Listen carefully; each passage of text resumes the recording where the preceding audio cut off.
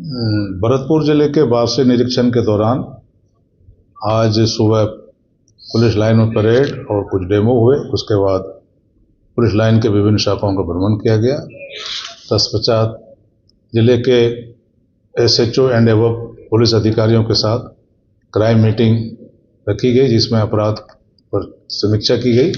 और तत्पश्चात आज दोपहर में पुलिस ऑफिस के जो विभिन्न शाखाएं हैं उसके काम को देखा जाएगा।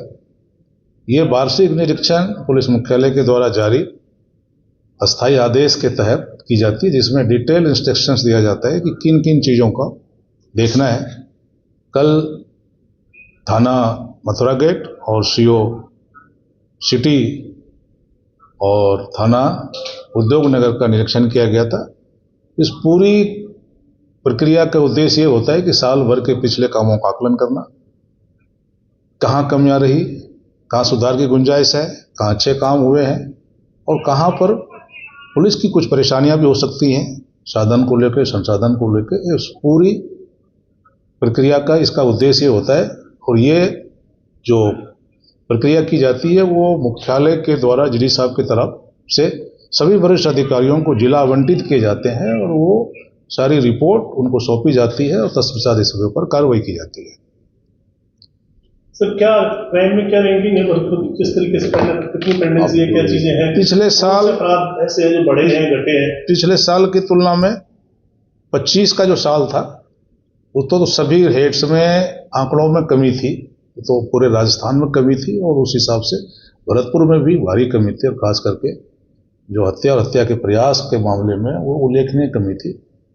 इस साल के जो आंकड़े हैं वो थोड़ी सी 24 की तुलना में तो बड़े नहीं है, लेकिन कुछ सेक्शंस में खास करके जो महिला अत्याचार के 1-2 हेड्स हैं उसमें मामूली वृद्धि है, पर कुल अभी भी कम है 23 की तुलना में।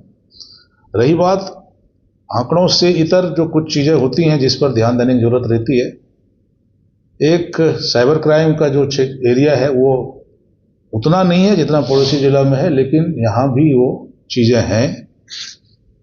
दूसरी कुछ इम्पोर्टेंट केसेस हैं जिसको देखने की जरूरत है। पेंडेंसी है, पेंडेंसी इस साल अभी मैंने समीक्षा करी तो पेंडेंसी है, लेकिन वो IO की कमी की वजह से थी। अब काफ़ी प्रमोशंस हुए हैं तो ये हमने निर्देश दिए हैं कि 2 महीने में पेंडेंसी में कमी लाई जाए।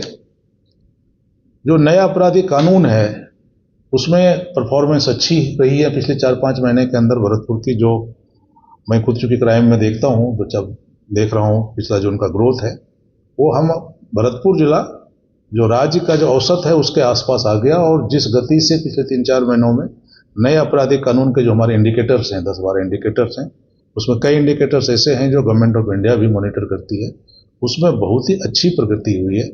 और मुझे लगता है, उम्मीद है कि नई टीम के नेतृत्व में स्टेट एवरेज से आगे जल्दी ही निकल जाएंगे।